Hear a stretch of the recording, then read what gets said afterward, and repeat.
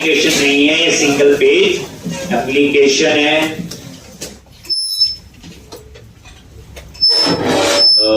Model बनाएंगे,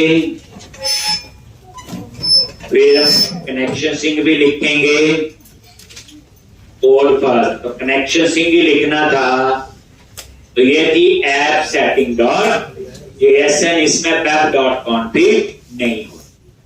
और ये जेएसएन है तो चेंचर, तो जेएसएन का कोड है ये नई चीज आपको पता चलेगी। यहां आ जाओ, केस सेंसिटिव होता है, ये देखो डबल कोट्स लिखे, अपने आप हेल्प में आ गया कनेक्शन स्ट्रिंग। यहां पे हम अपना कनेक्शन स्ट्रिंग लिखते हैं।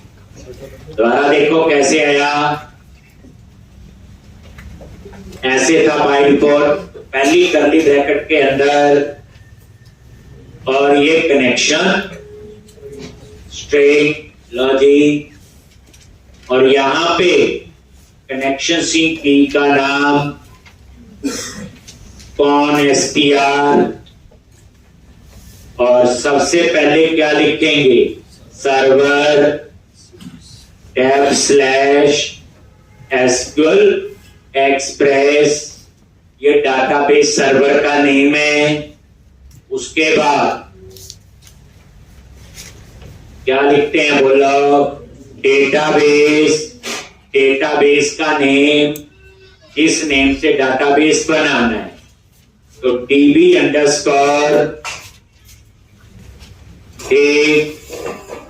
बुक लिस्ट अंडरस्कोर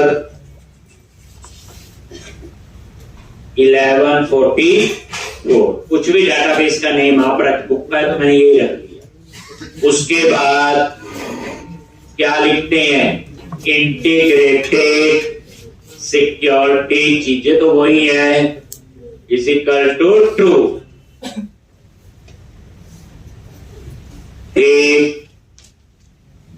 और semicolon,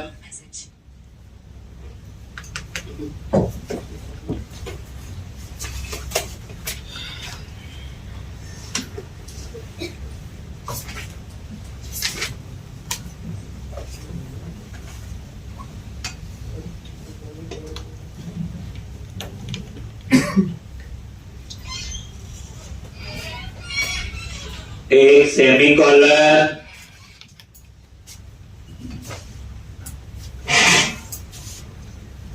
integrated security is equal to true.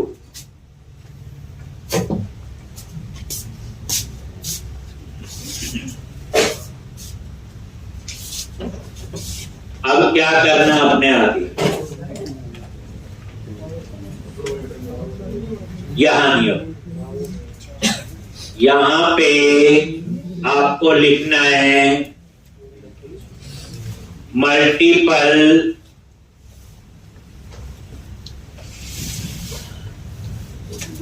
Active result sets is equal to true. Multiple active result sets is equal to true. Multiple का एम कैप्स में, active का A, result में R, और sets में S, ये याद। Multiple active result sets is equal to true. बस इतना ही लिखना है यहां पे, लेकिन नीचे एक वार्निंग सी आ रही है ग्रीन कलर में, देखो। तो इसको कैसे ठीक करोगे, तो याद रखना, जो ये सिंगल स्लैश है, ये आपका एस्केप सीक्वेंस है। एस्केप सीक्वेंस क्या होते हैं, कीवर्ड होते हैं। अगर आप डबल स्लैश लगाओगे तो वो हट जाएगा, कंसीडर सिंगल स्लैश ही हो, इनको बोलते हैं हम लोग एस्केप सीक्वेंस कीवर्ड जो होते हैं। आपने ये हटा दिया, ये देखो, और अब ये लगा दिया, ठीक।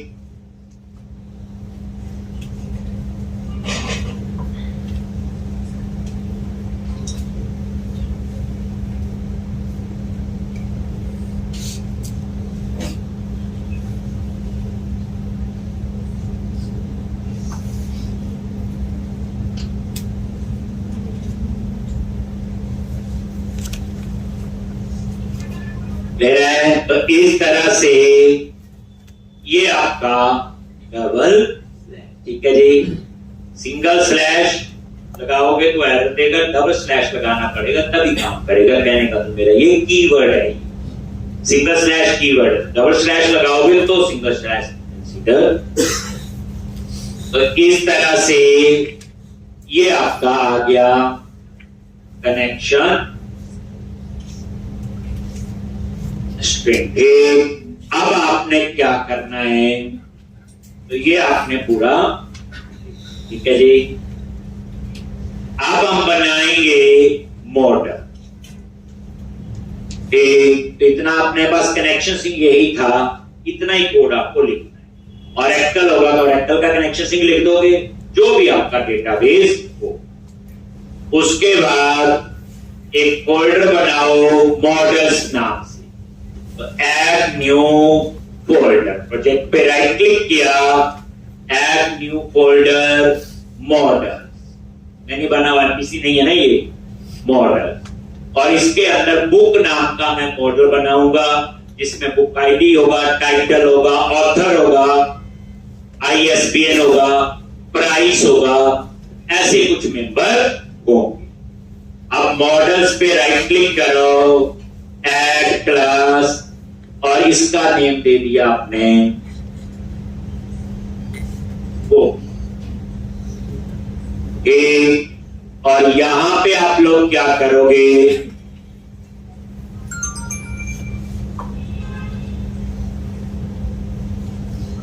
आईडी ये प्राइमरी की होगी, ऑटो जनरेट फ्रॉम स्ट्रिंग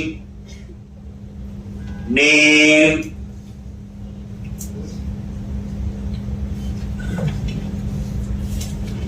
ये लो जी, डिस्क्रिप्शन भी ले लिया, सॉरी नेम तो कर लो, टाइटल आ गया, डिस्क्रिप्शन, लो जी ऑथर, एक स्ट्रिंग, इसको कर लो ISBN, और उसके बाद प्राइस। तो ये मेंबर मैंने इसमें ले, कुछ वैलिडेशन लगा दो, खाली नहीं छोड़ सकते, रिक्वायर्ड।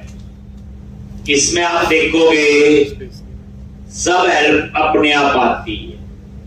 रिक्वायर्ड नेम स्पेस वगैरह अपने आप इंपोर्ट हो गए, मुझे जरूरत नहीं पड़ती। पहले रिक्वायर्ड लिखो, फिर नेम स्पेस इंपोर्ट करते थे, याद है? अब अपने आप इंपोर्ट कर लेगा। और देखा आपने नीचे भी इसके हेल्प आ रही थी नहीं? ये विजुअल स्टूडियो 2022 का काम। लॉन्च बुक नाम से नया मॉडल बनाया, और book ID, title, description, author, ISBN और प्राइस, ये इसके मेंबर मैंने ले। बन गया मॉडल ही आता, इसमें कुछ नहीं। अब हम एक डेटा फोल्डर बनाएंगे और एप्लीकेशन डीबी कॉन्टेक्स्ट, वहां भी था, यहां पे भी होगा। एप्लीकेशन डीबी कॉन्टेक्स्ट तो यहां भी बनेगी।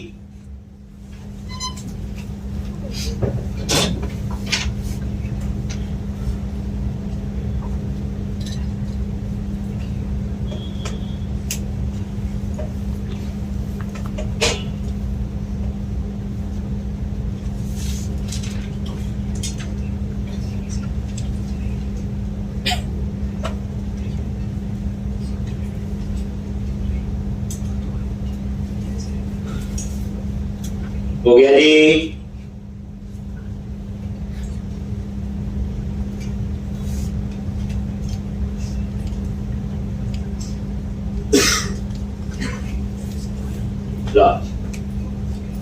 अब डेटा फोल्डर बनाओ, प्रोजेक्ट पे राइट क्लिक किया, ऐड न्यू फोल्डर, और फोल्डर का नाम डेटा।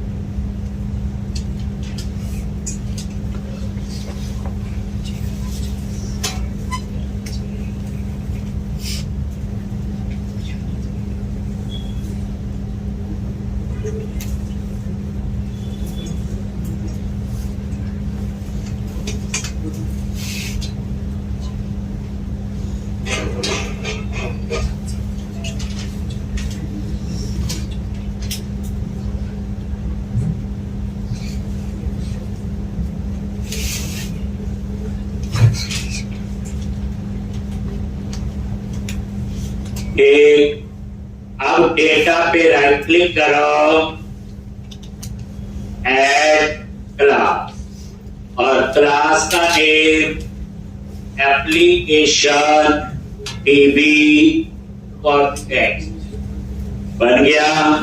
और ये देखो डीबी कॉन्टेक्स्ट, देखो पहले क्या करते थे, डीबी कॉन्टेक्स्ट लिखते थे, फिर नेम स्पेस, लेकिन देखो नीचे अपने आप आ रहा है और इसका नेम स्पेस अपने आप इंपोर्ट हो जाए। ठीक, तो इस तरह से ये यानी थोड़ी और हेल्प बेटर होगी। और क्या है, डीबी कॉन्टेक्स्ट, अब यहां पे CPOR कंस्ट्रक्टर, अब यहां थोड़ा सा कोड अलग है। कंस्ट्रक्टर में आ जाओ इसके, और यहां पे dB context options, dB context options, और यहां पे लिखो एप्लीकेशन डीबी। देखो नेम स्पेस अपने आप है, जैसे मैं लिखता हूं। पहले क्या होता, क्लास का नाम लिखो, इंपोर्ट करो, टाइम लगता था। अब देखो लिखा अपने आप ऊपर इंपोर्ट हो, और ये देखो नेम स्पेस ऊपर इंपोर्ट हो। ठीक, अब यहां पे और यहां पे आपने डीबी कॉन्टेक्स्ट ऑप्शन, ये वेरिएबल। ठीक, उसके बाद बेस क्लास लॉजिक, और ये बेस क्लास के कंस्ट्रक्टर में पास कर। ये तरीका आपका केस का, देख लो ध्यान।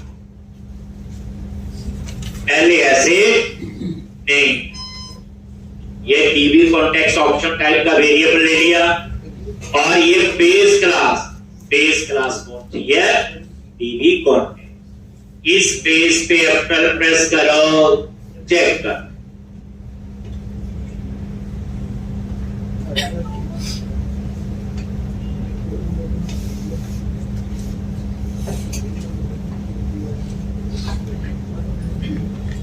डीबी कॉन्टेक्स्ट, और ये आ गया डीबी कॉन्टेक्स्ट ऑप्शन। ठीक,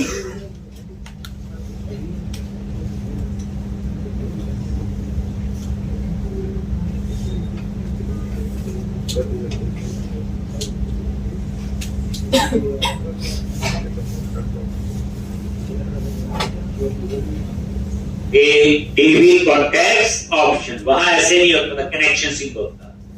ये क्लास चेंज है।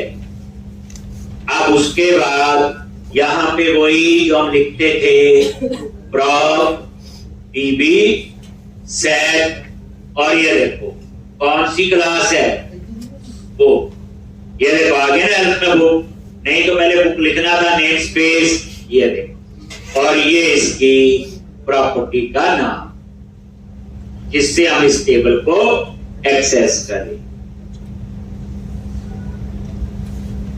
भी पता था, थोड़ा सा निकाला के सीख लिया। अब इसमें क्या करना पड़ेगा, कौन एसटीआर तो कहीं नहीं लिखा, तो अब आपको जाना है program.cs फाइल। स्टेप्स याद रखना, क्या चीज नहीं। वहां पे हम कुछ कॉन्फ़िगरेशन करेंगे, बट पहले ये आप लोग लिखो। ये देखो,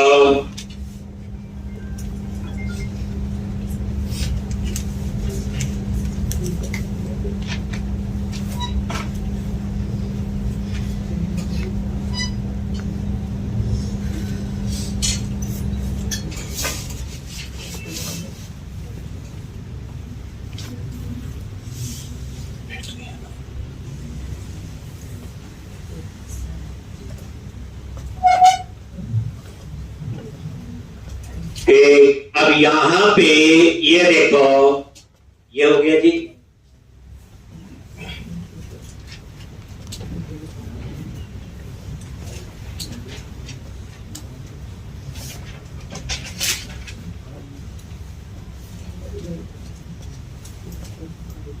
तो ये आपका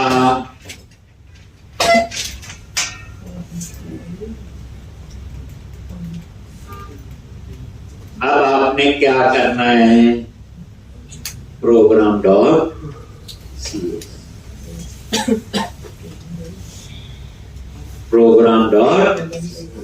ठीक है जी। अब प्रोग्राम डॉट सी एस में आप आ गए और यहां पे ये फाइल है प्रोग्राम डॉट सी एस, तो पहले नहीं, ये कॉन्फ़िगरेशन फाइल है, ये भी एक ही होगी पूरे प्रोजेक्ट। अब आपने यहां पे फर्स्ट लाइन के बाद जो बिल्डर वेरिएबल है लिख लो। सबसे पहले स्ट्रिंग कनेक्शन सिंक को कैसे एक्सेस करना है, तो देखोगे builder dot configuration dot get connection string. Connection sync का नाम क्या रखा हुआ, कौन एस दिया, कर दिया जी एक्सेस। उसके बाद आपने क्या करना,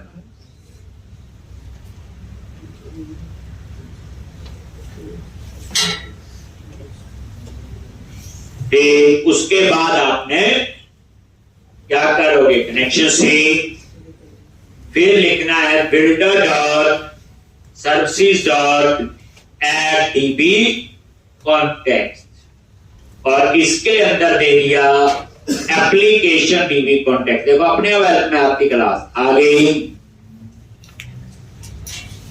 ठीक, और यहां पे और ये आपका आ गया option goes to operator, options dot use SQL server, और उसमें ये कनेक्शन स्ट्रिंग।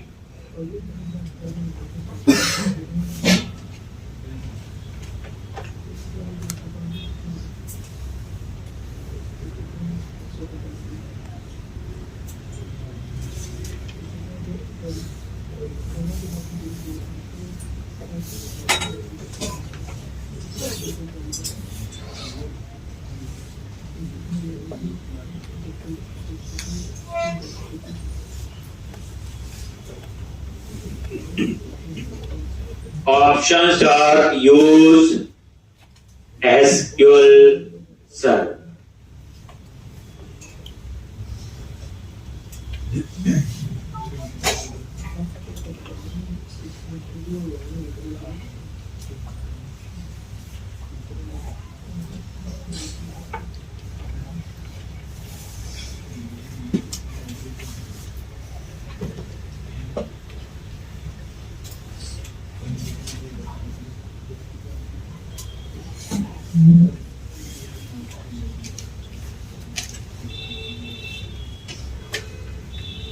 एक options dot use SQL server, ठीक है, CS में आ गया कनेक्शन, ठीक है जी। तो ये था आपका, या उसके बाद आएगा माइग्रेशन। इसमें आपको इनेबल माइग्रेशन की जरूरत नहीं, इसमें सीधा add migration of database add migration के टाइम पे ही ये चेक कर लेता है कि माइग्रेशन इनेबल है कि नहीं होगी तो उसको इनेबल करके माइग्रेशन फोल्डर बना देता है। पहले लिखना पड़ता है enable migration then add migration update data. कोई स्टेप कम भी हुआ है ये लिख लिया, ये कनेक्शन सिंगल सीएस और ये वो आपने पास। अब आप क्या करो, टूल्स, अगर पैकेज मैनेजर वही सेम पैकेज मैनेजर कंसोल, आगे यहां पे पैकेज मैनेजर कंसोल और क्या लिखना है बोलो, सीधा ऐड हाइफन माइग्रेशन। पहली माइग्रेशन है तो इनिट लो।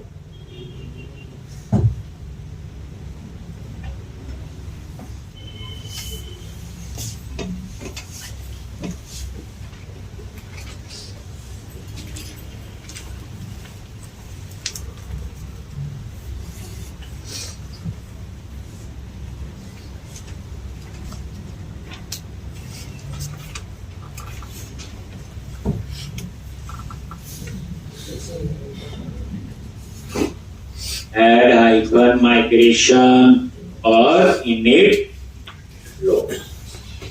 लॉन्च। और ये देखो वही सेम पुरानी कहानी आपको नजर आए।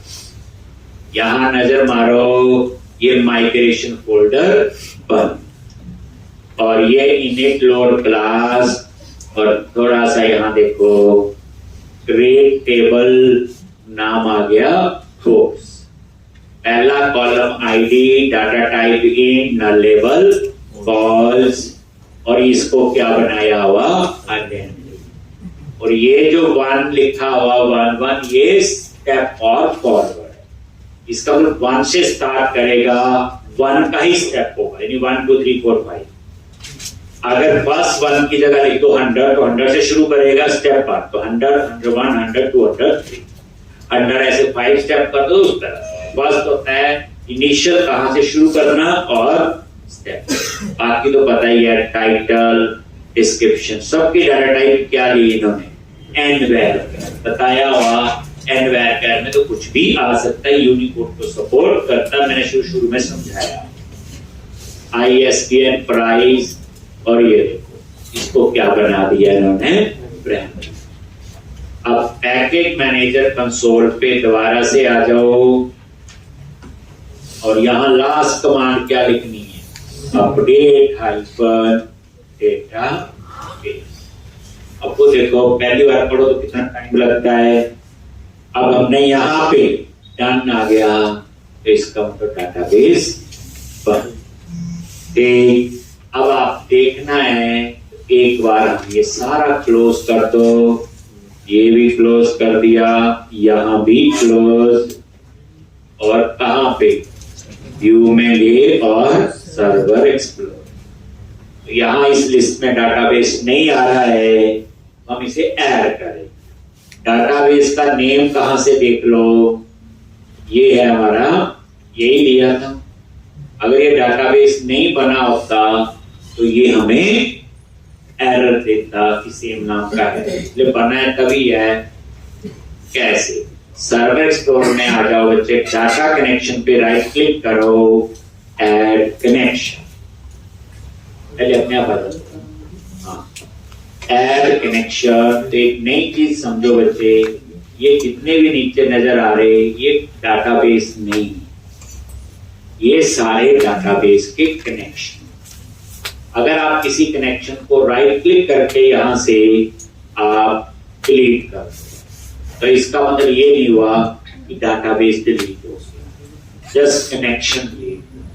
तो जो मेरा कनेक्ट डाटाबेस है उसका कनेक्शन यहाँ ऐड नहीं है। डेटा कनेक्शन पे राइट क्लिक करो, ऐड कनेक्शन। सर्वर का नाम तो वही है, dev/SQL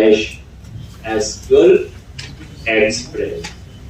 डबल स्लैश कोडिंग में करनी पड़ती है यूज यहाँ। विंडोज ऑथेंटिकेशन है, इसी में बना हुआ इंटीग्रेटेड सिक्योरिटी।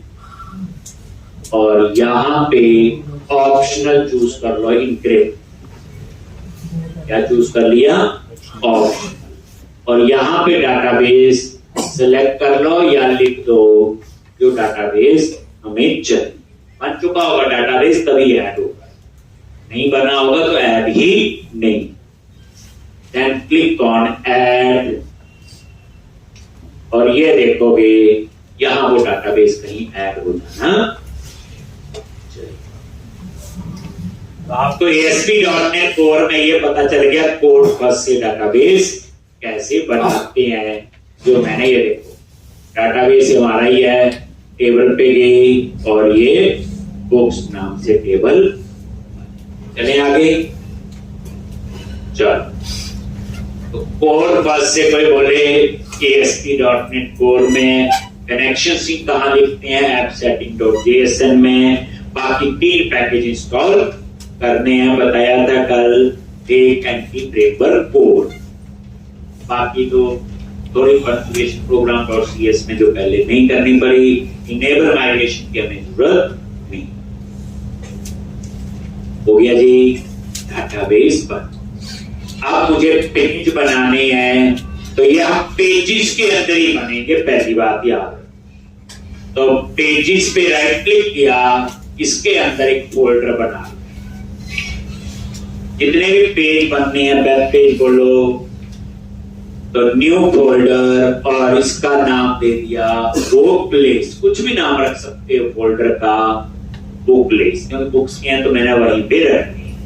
और यहाँ वो ही बनेगा, इंडेक्स भी बनेगा, अपसाइड भी बनेगा, डिटेल समझे होंगे जो हमें आते हैं।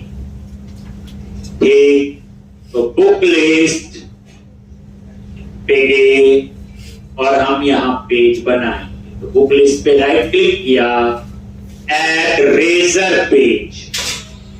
बुक लिस्ट नाम से बच्चे फोल्डर बना लिया। आप सिंपल बात, जब पेजेस के बाहर ही पेज बनेंगे, याद रखें। तो पेजेस फोल्डर के अंदर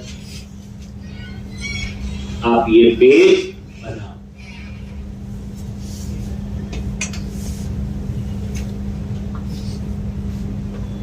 तो पेजेस के अंदर बुक लिस्ट पे राइट क्लिक किया, ऐड रेजर पेज।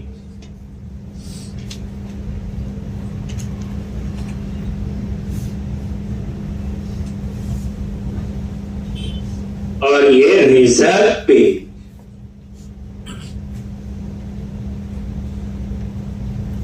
और ऐड करो index.cshtml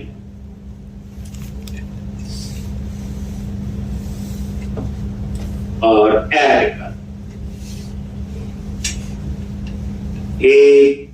ये रेजर पेज ऐड हो गया जिसका नाम है index.cshtml।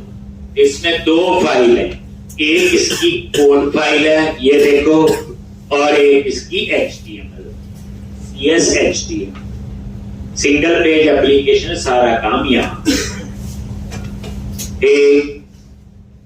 ये उस तरह का नहीं है जो ASP.NET, ये सारा कुछ इस पे होगा। देखेंगे आगे क्या आता है। आपका ये पेज बन। अब आप चाहते हो रन करे तो अंडरस्कोर लेआउट था बताया तो लोड हुआ होगा। ये देखो रन करके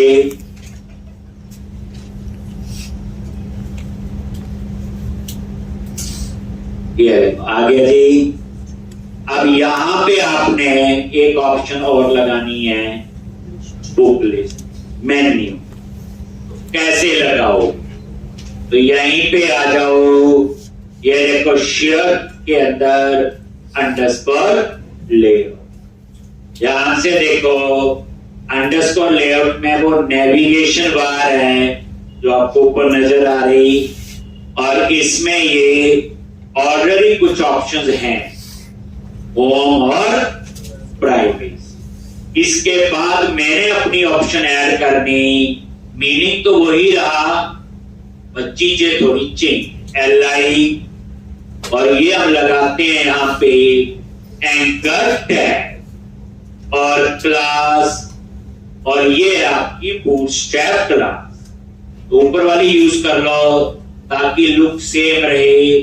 नैब लेक और टेक्स्ट हाइपर डार्क। ठीक, उसके बाद ASP hyphen page. ASP hyphen page जो है ये आपका टैग हेल्पर, ये HTML हेल्पर नहीं।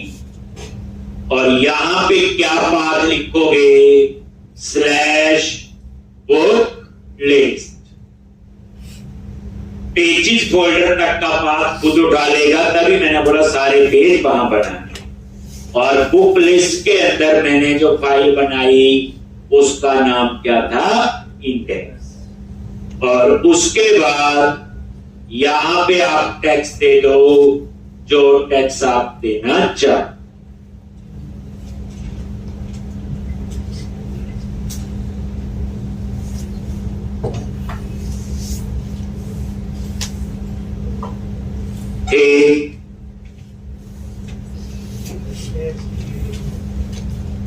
जी वो आगे बताए, कुछ होगा अभी हमें आता है, वो प्रोजेक्ट में आएगा। एरिया का भी यूज करना है जब बड़ा प्रोजेक्ट हो और उसमें मल्टीपल मॉड्यूल। ये तो छोटा सा पेज है जिसमें क्या है, ASP हाइफन पेज, और ये बुक लिस्ट। अब आप यहां देखो, रिफ्रेश करो, आया नहीं है। कंट्रोल F5 कर रहे, तब भी नहीं। बंद करके दोबारा देखे आता कि नहीं।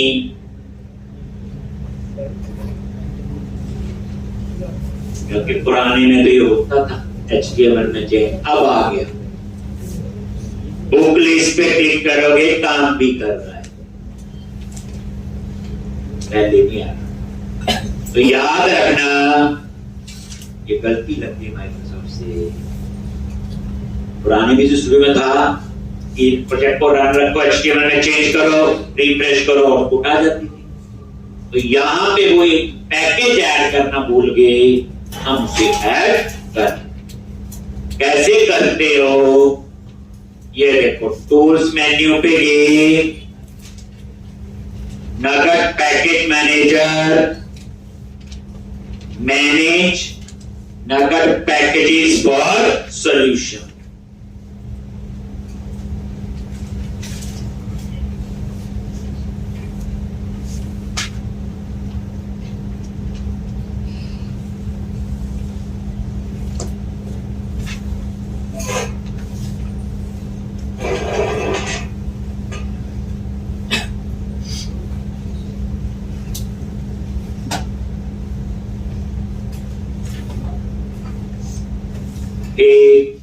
और यहां पे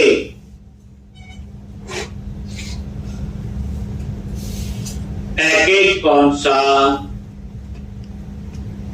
फाइलेशन लिखा, यहां पे ये वाला बच्चे सेकंड वाला, माइक्रोसॉफ्ट और ASP.NET Core और MVC Razor Runtime Compilation। और ये टेक कर, इसकी जरूरत हमें पुराने में नहीं पड़ी थी क्योंकि उसमें ऑलरेडी एडिट था। और यहां पे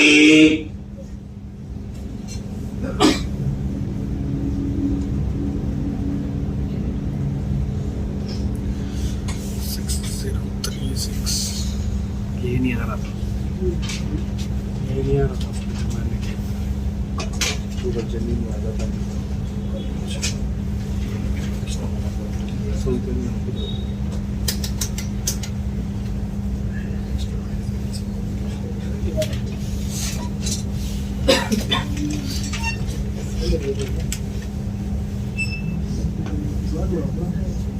और इंस्टॉल पे क्लिक कर। कहां क्लिक किया?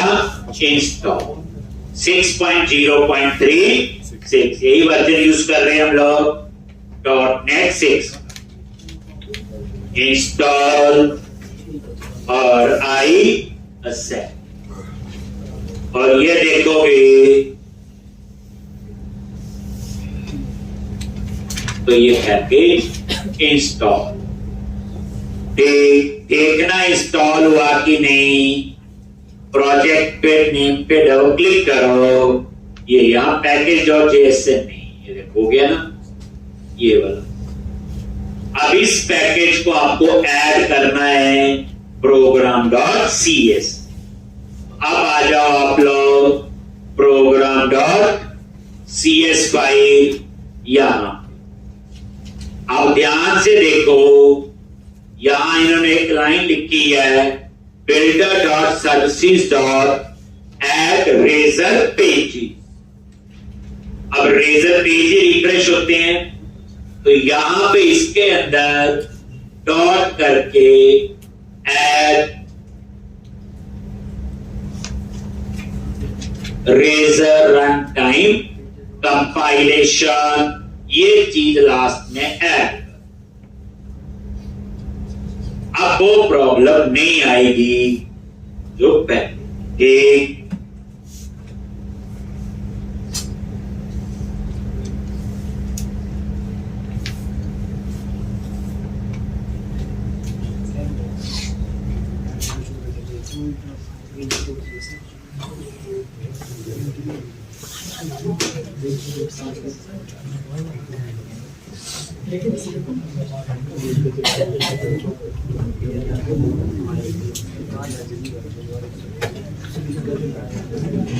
Add razor run time compilation लिख लिया आप लोगों ने। आप कुछ भी चेंज करोगे तो ये काम करेगा। जो प्रॉब्लम पुराने में नहीं थी इसमें ये हुई।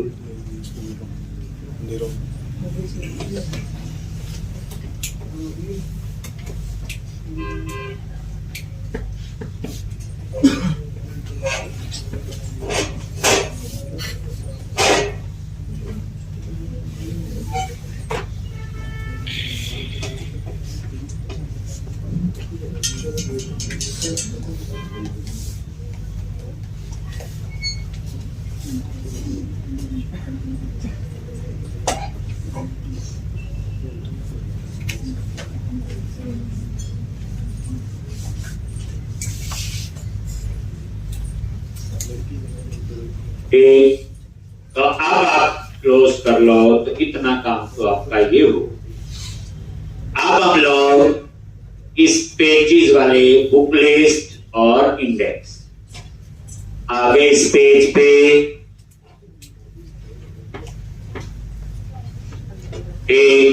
और यहां पे सबसे पहले इसकी कोड फाइल F7 से आप कोड फाइल में जा सकते। F7 ये 22 वर्ष है। कोड में जाना है ये HTML है, F7 प्रेस कर। जैसे ही HTML है F7 प्रेस के यहां की। अब ये कोड F7 प्रेस करो तो यहां ठीक, और नहीं तो यहां सोल्यूशन एक्सपोर्ट पे दोनों अलग अलग हैं ये तो आपको पता।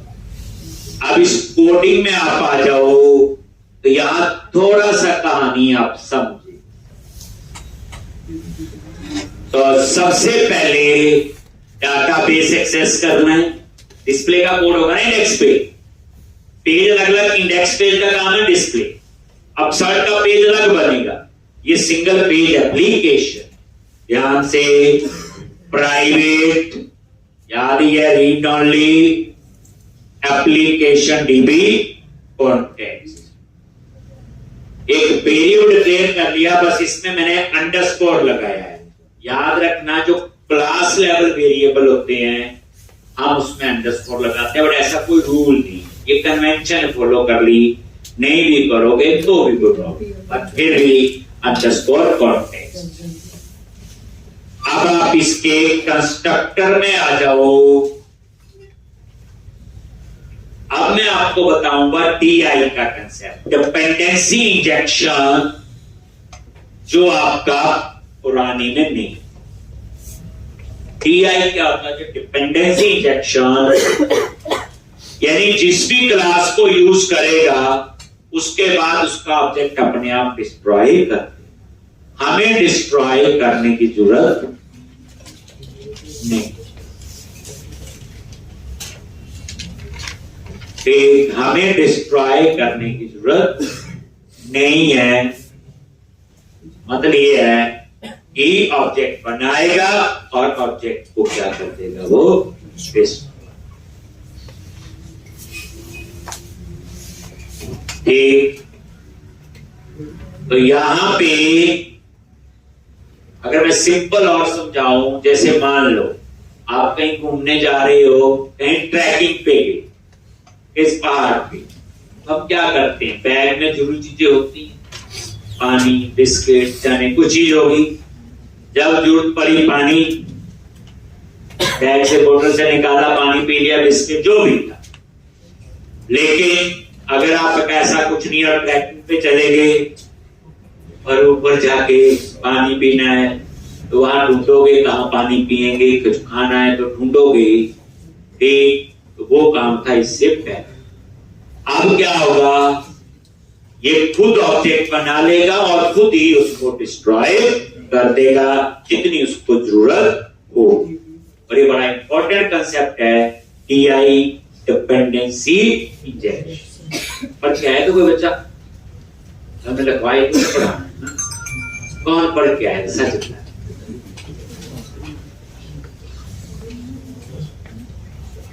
DI, dependency injection.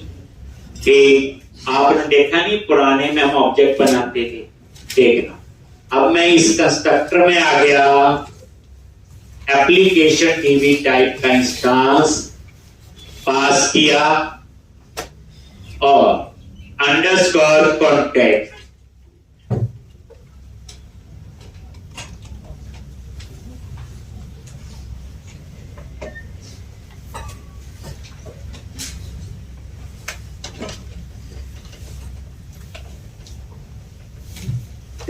Underscore context is equal to this.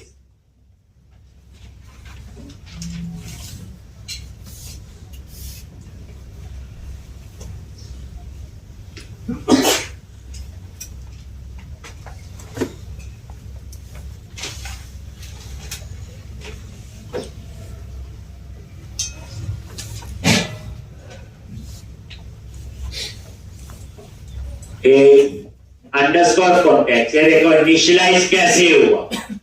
पुराने में क्या करते थे? ऑब्जेक्ट बनाते थे, न्यू करते। यहां हमें ऑब्जेक्ट बनाने की जरूरत नहीं है। यही तो है DI, डिपेंडेंसी। देखो क्या किया, ये सिंपल वेरिएबल के न्यू नहीं लगाया और उसका इंस्टांस यहां से पास किया और ऐसे ही कर। अंडरस्कोर कॉन्टेक्स्ट आपका ग्लोबल वेरिएबल है, कॉन्टेक्स्ट आपका ये लोकल है जो अंदर ही। लेकिन नोटिस करो यहां पे मैंने ऐसा नहीं। पुराने में हम क्या करते थे? याद करो, is equal to new application DB। खुद ऑब्जेक्ट बनाओगे तो खुद डिस्ट्रॉय करना पड़ेगा। ठीक, लेकिन यहां पे DI में ऐसे नहीं होता। ये सिंपल आपका रेफरेंस पास हुआ है, ना कि कोई ऑब्जेक्ट। तो DI क्या करता है? खुद ही ऑब्जेक्ट बनाता है, खुद ही डिस्ट्रॉय। ये तो इनका कंसेप्ट है। प्रोजेक्ट में तो हमें सारा बनाना पड़ेगा और DI के सारे स्टेप्स हमें फॉलो करने पड़ेंगे। चलो, इसमें होते हैं आपके सिंगल पेज एप्लीकेशन में ये हैंडलर होते हैं। ये जो ऑन कैट लिखा आ रहा है ये हैंडलर है। ऑन कैट कब कॉल होगा? जब आप इस पेज पे आओगे, जिसे पेज लोड होता था। ऐसे ऑन पोस्ट है, कब कॉल होगा? जब पेज सबमिट हो। तो ये क्या होते हैं? आपके हैंडलर। अब यहां पे आपको क्या चाहिए? डिस्प्ले के लिए मैं एक प्रॉपर्टी बना रहा हूं। प्रॉप, 2 बार टैब प्रेस किया और ये किस टाइप की होगी? आई इनम्बरेबल कलेक्शन, और ये हमने एक प्रॉपर्टी बना ली लॉन्च बुक्स, क्योंकि डिस्प्ले में बुक्स आएंगी और यहां पे क्या करोगे, इस बुक्स वेरिएबल के अंदर सारी बुक्स आ जानी चाहिए। ऑन गेट अपने आप कॉल हो और यहां पे क्या लिखना है, बुक्स डॉट टू लिस्ट। हम इसमें नया चीज यूज करेंगे, टू लिस्ट भी चलता है जो हम पहले लिखते थे, यहां यूज करेंगे टू लिस्ट अ सिंक। अब इसका मतलब क्या है, पहले मुझे पूरा लिखने दो, मैं समझाता हूं। और क्या असिंक लगा है तो आगे आपको अवेट लगाना पड़ेगा। अवेट लगाया है तो मेथड में क्या आ गया आपका, असिंक। और ये वॉइड नहीं आएगा, यहां मल्टीपल टास्क के लिए टास्क, ये एक नया कंसेप्ट है। देखो मल्टीपल यूजर एक्सेस करते हैं तो मल्टीपल टास्क होते हैं, ये उसके लिए बस। और चीज टास्क और इंफॉर्मेशन कैसे आनी चाहिए, असिंक्रोनस। इसका मीनिंग क्या होता है, एक पर्सन यहां खड़ा है, पीछे से हम जा रहे धक्का दे रहे, ये काम था जो हम आज से पहले करते। पर्सन खड़ा है, पीछे से चुपके से आ रहे जा रहे, ये इंफॉर्मेशन कैसे है, असिंक्रोनस। तो इंफॉर्मेशन को असिंक्रोनसली कैसे कॉल करना है, ये उसके लिए आपका यूज हो।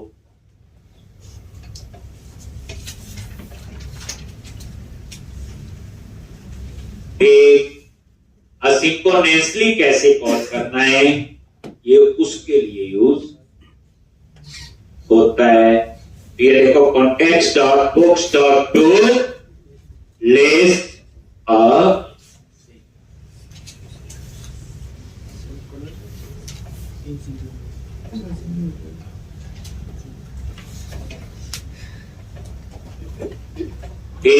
असिंक लगा है तो अवेट जरूर लगेगा, अवेट लिखा है तो यहां पे असिंक जरूर आएगा।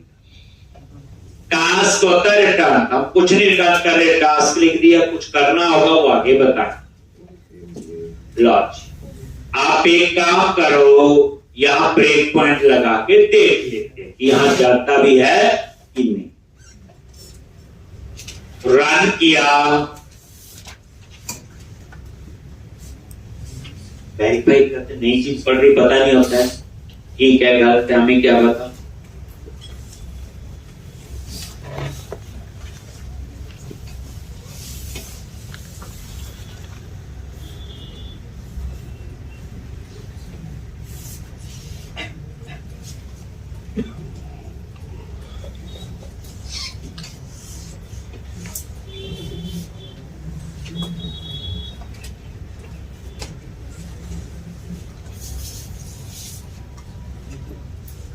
बुक लिस्ट देखो आगे यहां पे F10, ये देखो यहां पे F10, ये देखो अभी बुक्स में कोई डाटा नहीं होगा, काउंट 0 आ रहा है, टेबल में डाटा नहीं, तो ठीक है। ये जो भी अब वो डेटा हम यहां डिस्प्ले करें। तो ये ब्रेक पॉइंट अब हटा दो और अब हम कोड लिखेंगे कहां पे, इसके व्यू। F7 प्रेस करो आगे यहां पे, और ये देखो ऑलरेडी मॉडल ऊपर ऐड है, कौन सा, इंडेक्स मॉडल। और ये इंडेक्स मॉडल कौन सा है, ये देखो यही तो है, इसके अंदर ही तो मैंने प्रॉपर्टी बनाई, इस प्रॉपर्टी में वो सारा डाटा आ जाएगा ना बुक्स। तो अब आप लोग यहां आगे और यहां पे क्या कहानी हो, सबसे पहले H2 और यहां पे हेडिंग दे दिया बुक प्लेस, और ये आपका क्लास, और यहां पे टैक्स हाइफन प्राइमरी, अभी तक वैसे लिखो जैसे हम लिखते, टैक्स हाइफन से। अब यहां पे आप देख लो ये बूटस्ट्रैप कैसे आ रही, क्योंकि यहां ना बंडलिंग का कंसेप्ट है ना कंटेंट फोल्डर, वो भी हम समझते हैं कहां से आ रहा है। बुक लिस्ट, लो जी बूटस्ट्रैप काम कर रही, ये कहां से है, तो ध्यान से देखो, व्यूज के अंदर शेयर में जैसे होता है आपका अंडरस्कोर लेयर, और ये नजर मारो ये बूटस्ट्रैप ऐड है, ये देखो ऐड नहीं है, स्टाइल शीट, और ये इसका पाथ है लिप स्लैश बूटस्ट्रैप, बताया था कल, स्लैश टेस्ट CSS, और ये फाइल है bootstrap.min.css। यानी ये कहां से उठाई, www रूट में गया, लिप पा देख लो, लिप के अंदर बूटस्ट्रैप के अंदर, टेस्ट दिस के अंदर, ये फाइल आप बोलोगे bootstrap.min, नहीं, कौन मुझे डिफरेंस बताएगा bootstrap.css और bootstrap.min.css में क्या फर्क है, समझ आ गई, बात सीधे लिख दिए, यहां बंडल का कोई कंसेप्ट नहीं, ठीक, देखो आगे ना पूरा बात, बस यहां पे क्या है, मिन लिख दिया, मिन वहां है नहीं, क्या फर्क हो, देखा होगा कहीं ने, क्या फर्क होता है वैसे, गलती पड़ी है किसी भी, बूटस्ट्रैप पड़ी होगी गलती से, चलो मुझे कल बताना है, bootstrap.css और bootstrap.min फाइल में क्या फर्क होता है, कहां कौन सी यूज होती, इतना करके आओ बच्चे, कल हम लोग